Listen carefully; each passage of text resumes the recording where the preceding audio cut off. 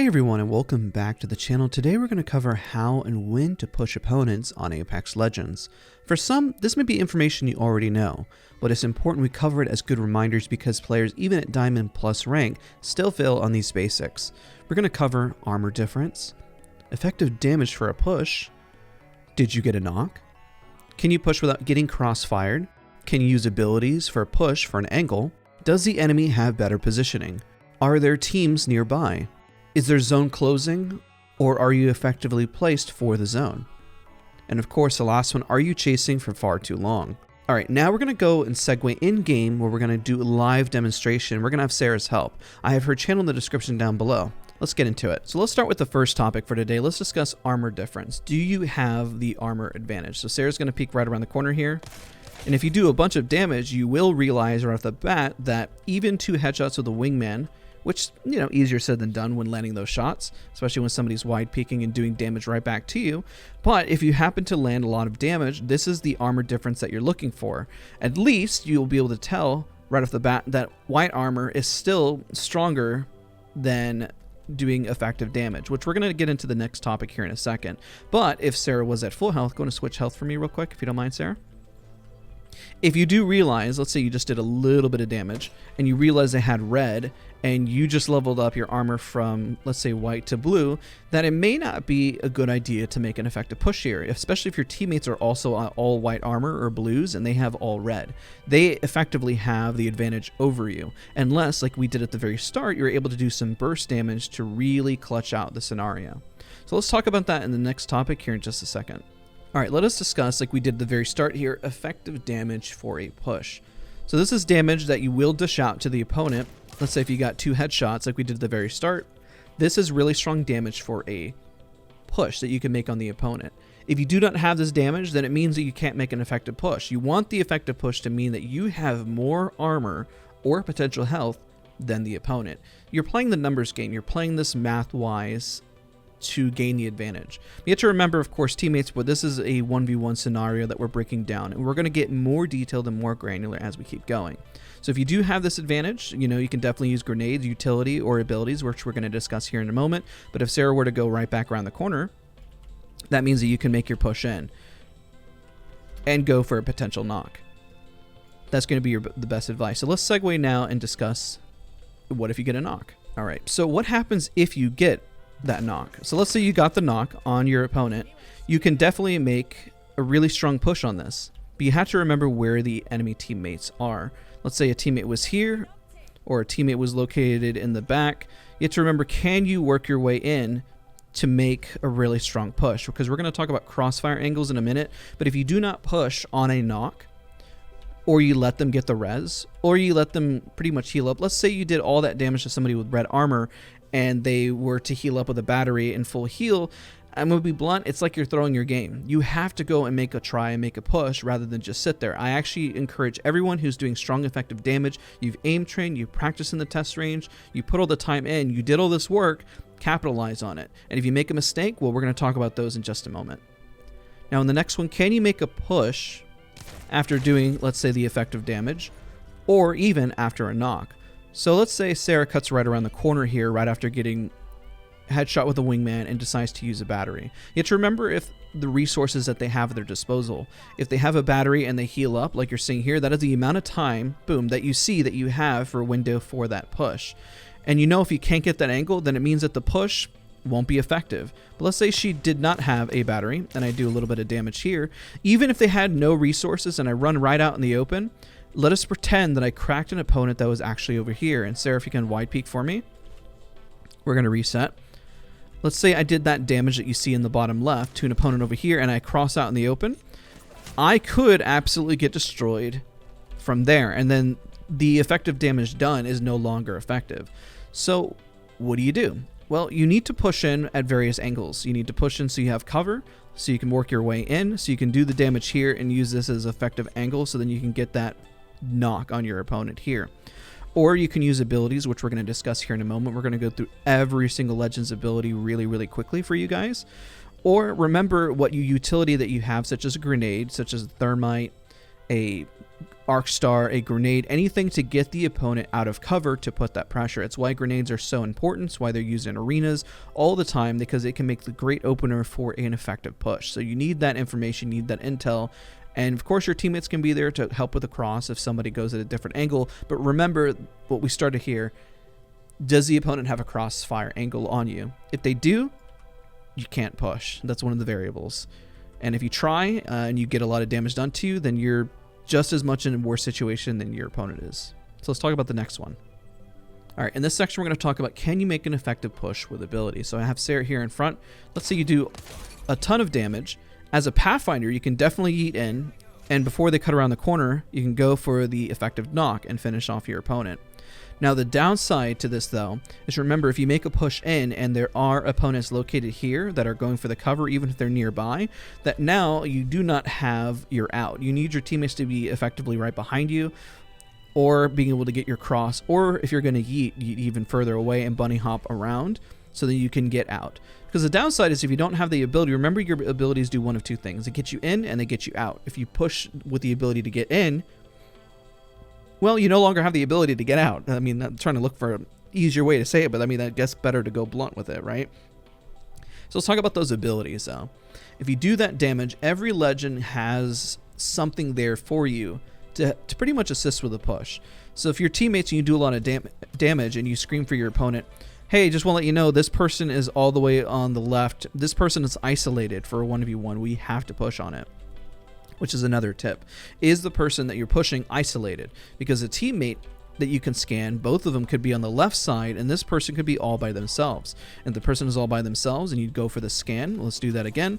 Then that'll scream for you to go for a push, because you have the numbers game, you have the health advantage, you have the numbers advantage. Everything is working in your favor.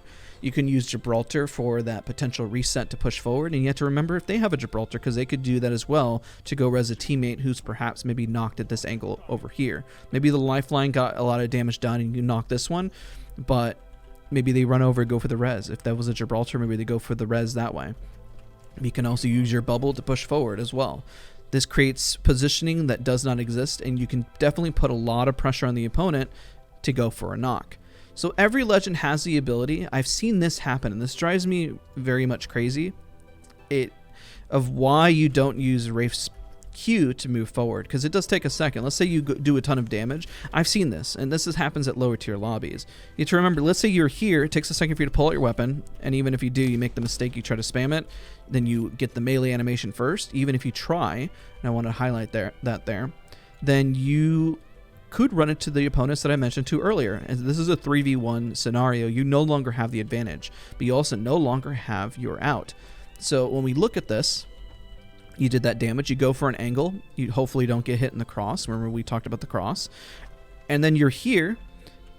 The best thing you can do is do as much damage as you can, and of course, if you happen to get too much damage done to you, so Sarah's going to do a bit of damage to me, and you pretty much get scared because you get cracked and there's two people shooting at you, then you reset, you go for the bat, and then if you have no resources, then you run away. If you don't have enough ammo, you have to rotate and run away. You have to make that informed decision whether or not you're going to push or not based on resources. And you do it as a team. If your team can crossfire for you and they can be there to support you, by all means stay. But make those decisions quickly. In a higher tier lobbies, the amount of time that you have to make a decision drops dramatically. Remember that you have other legends such as Bangalore to throw smokes down. The defensive legends are very difficult. Even with Caustic, you can use his ultimate as a means to get people away from cover. But for Watson and Rampart, this is going to be even more difficult because you essentially have to go for an angle, but you have to remember you can't wide peek as pretty much far because you got to get away if they do a lot of damage to you. You have to go right back to your starting point or a place to hunker down. At least as a cost, you can put the barrel here, so in case they do a lot of damage to you, you can do that. You can put fences, you can put a rampart wall. You're effectively playing defensively, passive aggressive. You are close enough to do damage, but enough to create a new standard point to reset. You can do the same as an Octane to push in with a jump pad. You can use Lobo for a different angle and take height. You can use Revenant's ultimate at that point if you do effective damage to make a play, which is probably one of the most simplistic pushes. Just pump the ult, run right in, and see if you can do even more damage or get a knock. If you're Lobo, at least you have height here. Same with Horizon. Fuse can use grenades to push them out, especially with his tactical. Same with Valkyrie, making sure if they're healing behind that box, if there's many people there and you're trying to do as much damage as possible, can you pop the tactical ability and do even more damage to see, hey, did they heal up? Was able to get the recrack? What information do you have at your disposal? And even with Seer, that's why Seer was so good early on, is because it canceled, it did a bit of damage. Now it just interrupts. But at least now you have pretty much a lock on of where they're going to live behind that box. Because if they run behind the box and they run away, well, you're going to have pretty much all eyes on them. Or even with Ashe, when you're trying to stop them, bind them, especially whenever you're pushing to make sure they don't get away, jump pad away, you'll see the poor little lifeline is struggling to get away. So this was a longer segment, but it's really important because your abilities are your way to get in, your way to get out. Everything is vital there for the push. Use that utility even if you're using Ashe's ultimate. I want you guys to think outside the box. I won't linger on this topic. It's just really, really important. So let's segue to the next point. On this topic, we're going to cover if the opponent has better positioning. Let's say I already did all the damage. You can see the health pool in the bottom left. Let's say you did all that damage, but the problem is, even if they have better positioning, can you move forward? You're pretty much caught out in the open, and by the time you run all the way over, you'll be at the bottom stairs here, and you'll have to run all the way up, and by that point, they probably had a battery off, and if you got shot in the cross from 3 different opponents, I'm pretty sure you're going to lose that encounter, because having the height position or having better angles is always going to be the benefit towards the opponent. So you have to make the informed decision. Even if you do all that damage, maybe use it as a tool for rotation because one is taken out on the fight, and you go for equal footing or a different angle. Maybe if you get a knock, then yes, you can try to make a play. As a Watson, you're going to have to rely on your teammates for that. To make a play in. That's why if you have a Horizon, you say, hey, I got a knock, let's go on this. Your teammates have to be there for the ability for you to push in to equal the playing field. So even if you were here and they were low, then at least you have this ability. And even if I got shredded, Sarah did an amazing spray on me, and I go in and there's 3 opponents here, I go bye-bye. That's it. That's it for me. I'm just not going to win that. So you have to make the informed decision of how good their positioning is and how well anchored they are. Because if they have a Caustic up there, I don't think you're going to win that. If they have it all Watson fenced up, then it's a lower probability. It's not going to work out too well. So you have to make sure that your positioning is stronger. And if it's not, well, then you have a utility to make it equal playing field. But at the same time, you need to make an informed decision. Now the next one, Sarah, if you will, let's hop back down to here. Let's say you did a ton of damage and you want to push, you have the abilities, you have the communication, and you're going to make a play. But if there's a team just sitting right up here? If there is a team up here and you know where the teams are and the zone is relatively small, even if you do all the damage in the world and get a Kraber knock, by the time you cross out in the open, they're going to shoot at you, they're going to shoot at you. Everyone and their grandmother, their cousin, their sister, their brother, everyone is going to shoot at you. So you have to make the decision that, yes, while you did effective damage, that right now is not the important time to push. You need to get the other team, you need to do effective damage towards teams that have better positioning than you do. Bully teams out. Throw a Gibraltar ult to get them down, maybe a Bangalore ult. This is where you use your offensive abilities to get enemy teams out of position and thrown off. And the reason why you want that, because you want this positioning. Let's say you threw a Bang ult and a Gibraltar ult and they ran off height, and you use, let's say, an Ashe ultimate to queue up, maybe a Wraith port to go in, and now this is your home. This is now your positioning, and the other team is struggling because maybe this team is about to shoot at them, maybe they're hiding right here, and you have the angle. You have to use all that information to your advantage. This one's going to be really quick, but let's talk about is there zone. So let's say you're waiting for a team to get pushed out of zone. If you know that the zone is closing or the pressure is on you, then you have to make the decision, is it worth the push? If the zone is closing on this team, why would you push on them? You have height, and the zone is going to push them out, and you wait for them just to get caught out of position and the zone, and then boom, you can take your shots and then pretty much win. I'm not going to knock her right now, just for example purposes, but that's your opportunity. Don't go for the push outside of zone when you know zone is going to help you. Now the same thing, let's say you have height here and the zone is closing, but the ring is on them. What do?